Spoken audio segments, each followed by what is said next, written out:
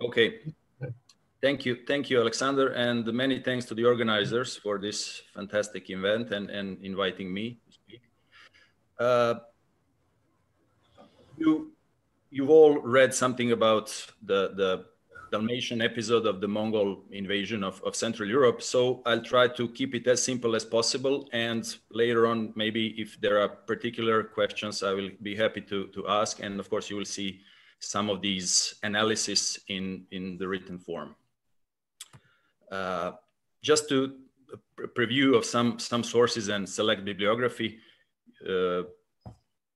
I won't be getting into analysis of these sources because you all know of these of Thomas, the Archdeacon of Split, who wrote the work called Historia Salonitana, which is a history of the bishopric of Split, formerly known as Salonitan bishopric, the seat of the Bishop of Split of Dalmatia.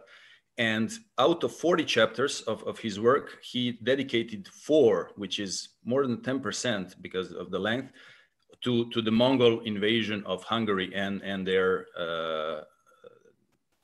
stay in Dalmatia in winter of 41-42. The other one is Roger of Apulia and his Carmen Miserabile. And specifically about Tatars in Croatia, there are two scholarly articles written by Soldo in 1968 and Panos Sofoulis just recently, several years ago. So you can see that every 50 years or so, someone writes about Tatars in Dalmatia. And okay, this is too early a little bit, but I just couldn't decline Balázs and his kind invitation. So I'll be just talking some more about this issue. And of course, it's always good to mention a couple of really nice articles by James Ross Sweeney about Thomas of Spalato and the Mongols and his depiction of refugees and displaced populations during the Mongol invasion of Hungary, particularly refugees in Split, because the city was packed, it was crowded with refugees from Hungary. Always good to remind ourselves of Eurasian plain and this perspective where Europe is just a tail of this continental mass, unlike all the other 19th and 20th century Eurocentric views of this continent. So the Mongols invaded Central Europe and their possible mission objectives were maybe conquest of Europe, maybe getting to Rome or defeating Holy Roman Empire. And or one of the goals was definitely the expedition set to chastise King Bela IV of Hungary for his role in the episode with the Cumans and with emissaries and such things. But you all know all of these things, so I'll skip this for a second.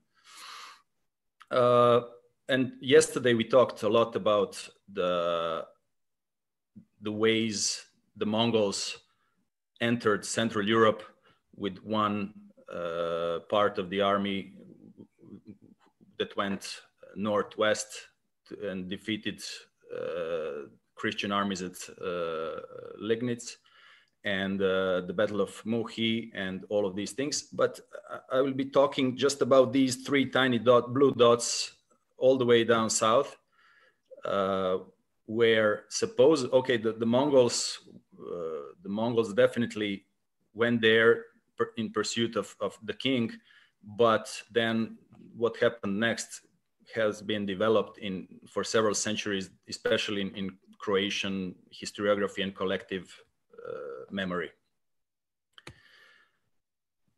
Just to remind ourselves of the physical map of this part of Europe. So Adriatic Sea, which goes up north, is the best connection with the Central Europe, and it has always been particularly interesting for all regional powers, starting with the Byzantium and then later on definitely Venetians and the Ottoman Turks, of course.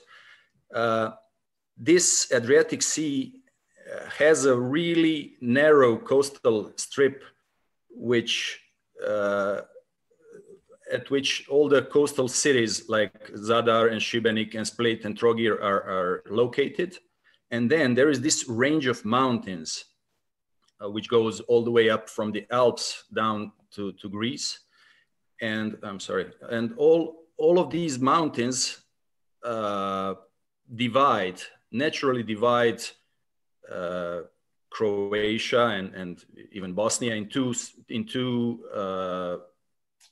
parts, one of them being this plain one in the north, and the southern one being mountainous with this narrow range of coastal range with all the cities there. This is Klis, the fortress of Klis. The word comes from, it is as old as human memory in these parts. The name Klis comes from the Greek word kleisos, which means the key to the hinterland and the key to the sea. There are only 4 or 5 such places where the one can pass from the hinterland and get to the sea. All of them bear their names in variations like doors. For example, at Senj there is a door, and then Cetina, river Cetina also means door in Illyrian language, and this one is the key. So it's either the key or the door where you can go through the mountains and get to the seaside. This is the place where the Mongols thought King Bela IV would be when he escaped from Hungary and left for Dalmatia. And this fortress has never been. It was besieged so many times, but was never conquered by force, only by treason or by other means. But it's because of its specific position. Unfortunately, I left some better photos, but you can see that this is a pretty. So this is a really poor aerial view. I left some of my photos in the institute, and I couldn't get there because of the earthquake and the virus epidemic. But you can see that this is pretty much impenetrable, and this is where the Mongols came to find the king of Hungary. So let's see what were the battles with the Mongols in the Adriatic coast. I want to start with the Thomas passage, which speaks about Mongols at Klis. So, however, the place was naturally fortified, and the Tatars could cause only limited harm. So then they dismounted their horses and began to creep up hand over hand to higher ground. But the defenders of the fort hurled huge stones at them and managed to kill a number of them. This setback, however, only made them more ferocious, and they came right up to the great walls and fought hand to hand. This also tells us that the Mongols in Dalmatia did not have all of these machines of war and sieging equipment. Although Thomas, probably having heard from the refugees that such things had existed in Hungarian episode, he tells that there were rumors about war machines. This should be discarded as a possibility, because they've heard. They had heard about Bela going elsewhere, so they didn't use any war machines. One of the interesting passages which tells a lot about the regional situation in Dalmatia is this Thomas's passage about people of Split seeing the Mongols in the Split field. So he says, at first the Palatines did not recognize, this is a mistake, did not recognize who they were, and thinking that they were Croats, they wanted to go out in arms against them. So people of Split, when they see horsemen in front of their city, they think they are Croats and they want to go and fight them. But then the Hungarians saw their standards and their minds froze. So the Hungarians recognized the Mongols. And this passage was pretty interesting because, one, how could people of Split have mistaken Mongols for the Croats, which have lived in the hinterland of Split for at least 6 centuries before this Mongol invasion. And also, the second thing is that the citizens wanted to fight Croats who came in front of their walls. So this is the situation I will explain more in the written version. So this is just for having some kind of clue what was the situation in Dalmatia when the Mongols arrive. I put this image of Split just for one reason, not because it's picturesque or something, but this bell tower of the church of the Split church was built in the 13th century, and it's one of the most beautiful bell towers in Dalmatian coast. And it is really strange that Thomas, the archdeacon of this particular church, does not mention the bell tower, nor he mentions any other artistic elements, which were many, which, for example, the doors of the cathedral were built in 1214. And then this bell tower was built in the mid 13th century, and Thomas does not mention them at all, maybe with one sentence, the doors. And he dedicates 4 huge chapters to the Mongols and their invasion. So probably one of the most important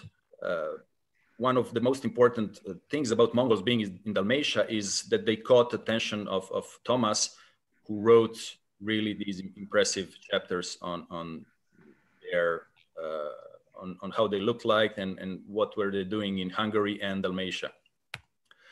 The Mongols then thought that King Bela left for the city of Trogir, which has always been an island. Now you can see that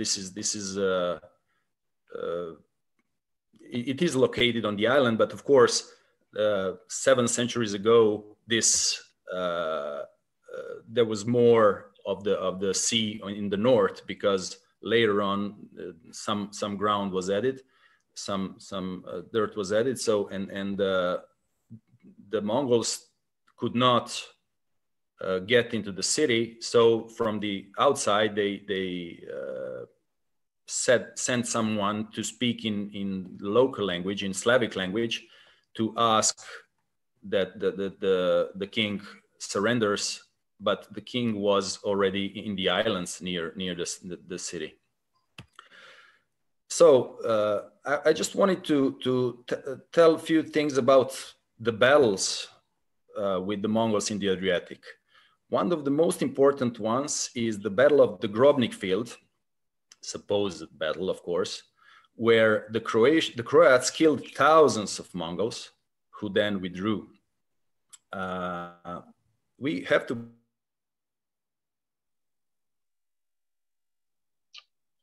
Yeah, we have some breaks in the internet link, but to bear in mind that Gromnik belonged to the Counts of Kirk, which were later called Frangepans or the Frangepanibus, from 1225, and 16 brothers, Bartul and Friedrich, who defeated of them. These numbers are really imaginary battle, because none of us would imagine that the Mongols would fight someone in the field and lose the battle, especially to a local count who might have had, I don't know, 300 to 500 soldiers in the fortress at most. But of course, knowing that the most beloved maneuver of the Mongols was the Fien retreat, I'm sure that the defenders of this fortress thought that the Mongols fled and they started chasing them. So none of this battle was not mentioned by any contemporary for a reason, because it's very hardly likely that it had happened. But it had really huge echo, especially in the 19th century. And I'll be happy to read some of the Tomasz, who talked yesterday about Bohemian and Polish echoes of the battles with the Mongols, how this developed in the collective memory. And then in 1842, there were romantic poems and some other things related to Gromnik field. I will be talking about those in my written form. So let's skip this for a second. I went to the Gromnik area and asked about some local stories of the Mongols, and it's very vivid in local memory that some of these guys, old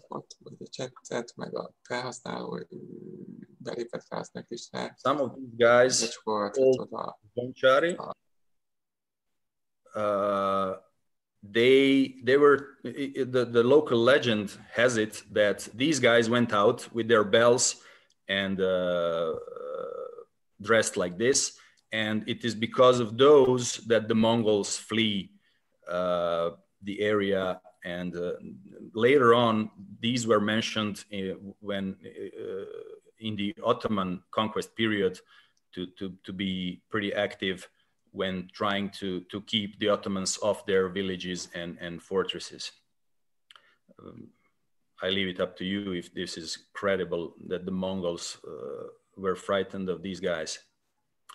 The last thing that I wanted to talk about is this later edition in Roger's Carmen Miserabile, which unfortunately there is no original manuscript of the text, but it was published in 1488 by Turozzi alongside the Chronica Hungarorum.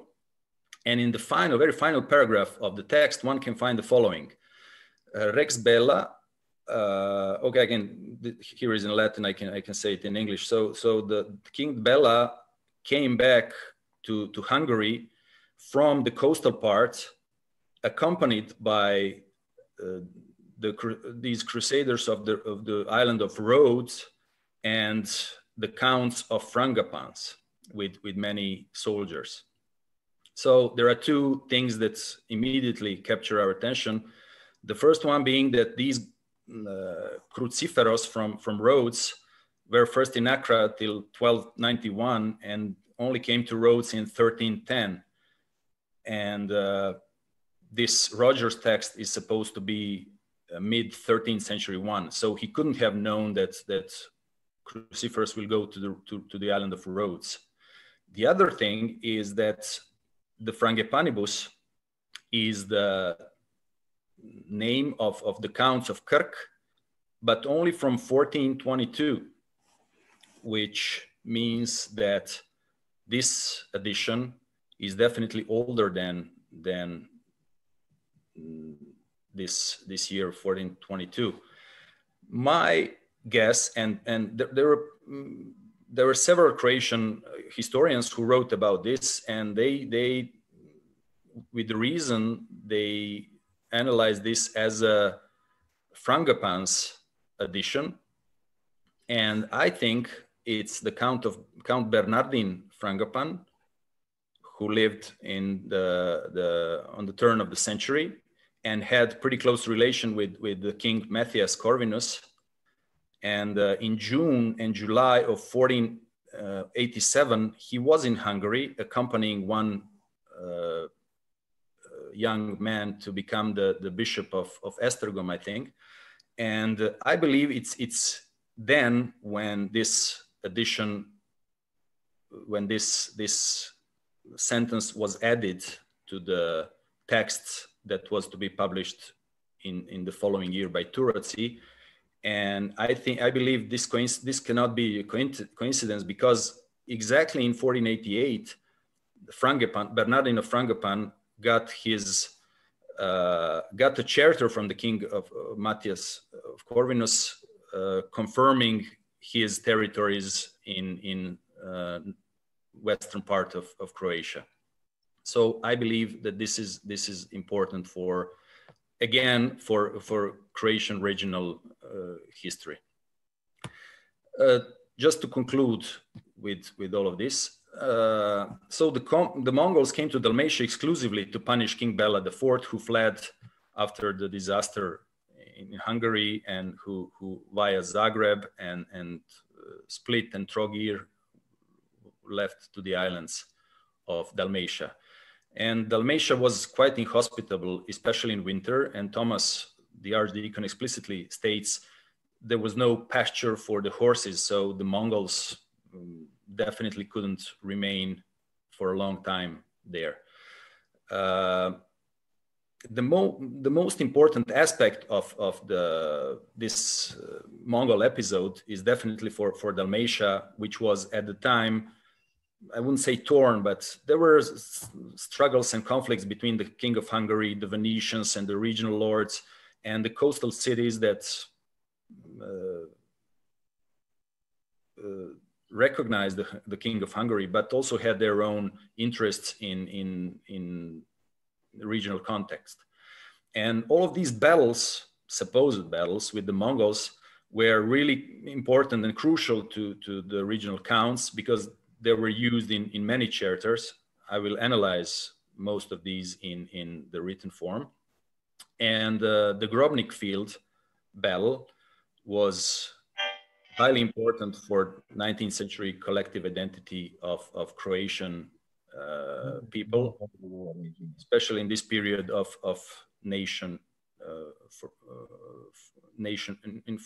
formation of the Croatian nation. Thank you very much for your attention. I'll be happy to answer all the questions later. Thank you.